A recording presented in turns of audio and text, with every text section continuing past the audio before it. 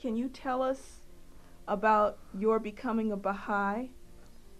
Oh, I always had a curiosity to know of spiritual things.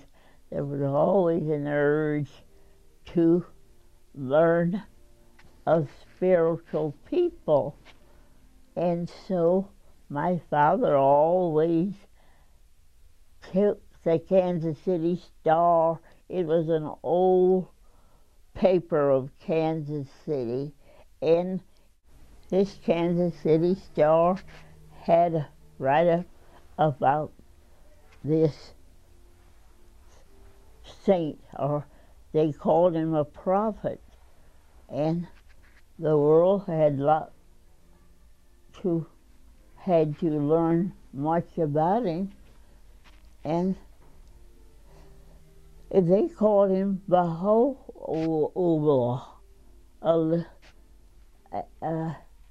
and think of them calling him a prophet when he was world a world teacher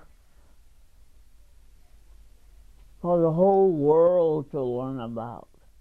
It was 1939, I think, when I became a Baha'i. It was such a urgent surge for me to go and learn. They said they had a mother temple in Chicago, or Wilmette, close to Chicago.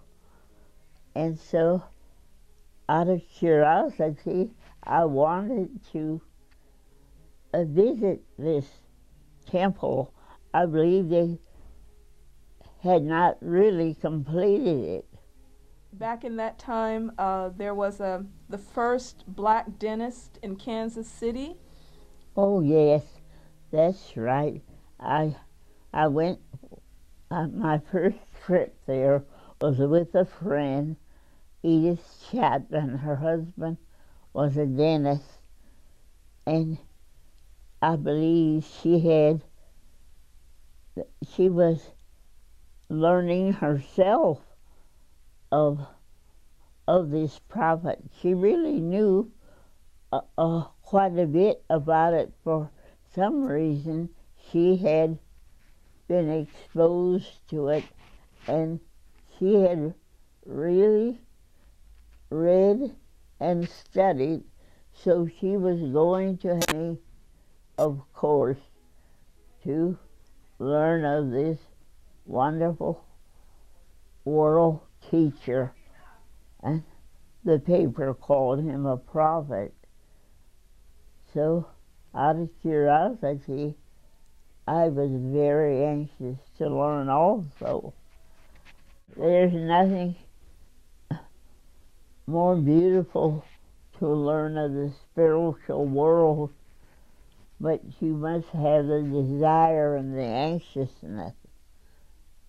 And the door opens slowly with the assistance of the Bible, because in the old Bible it speaks of the door that would open and no man could close it. So I can only say to the young people, they must have that desire to learn and to know of this new age that they could come into. You came in contact with Mr. Lewis Gregory. Oh, yeah. Could you tell a little bit about that? Oh, that's right. Him and Edith, Dr. Chapman's wife, I believe they were born in the same vicinity in the South, and this message was given to Gregory as the only appropriate person he thought could manage that knowledge, and it was given to him by a Southern friend. And he said, I don't know of anyone that I could present this to that I believe could manage, and I believe that Gregory immediately wrote to Abdu'l-Baha. He became anxious to know, and he wrote him. And the beauty of it, that it was given to him by a Southern person. Wonderful. And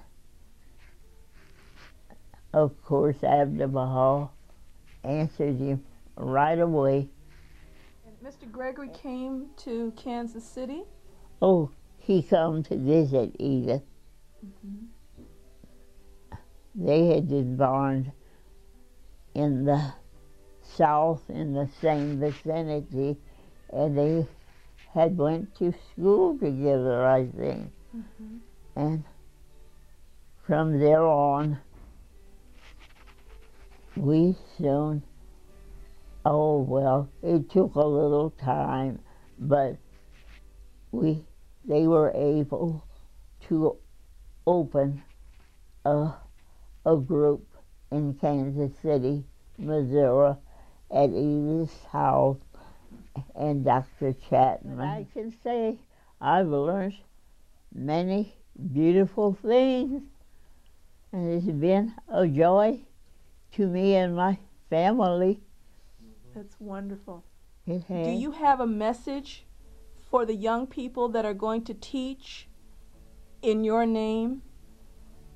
They're coming in August to launch the Mabel Taylor Teaching Project.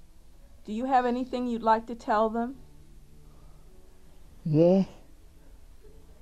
No, I really would like to tell the young people there is a door open for them that will lead to happiness for them and their family, and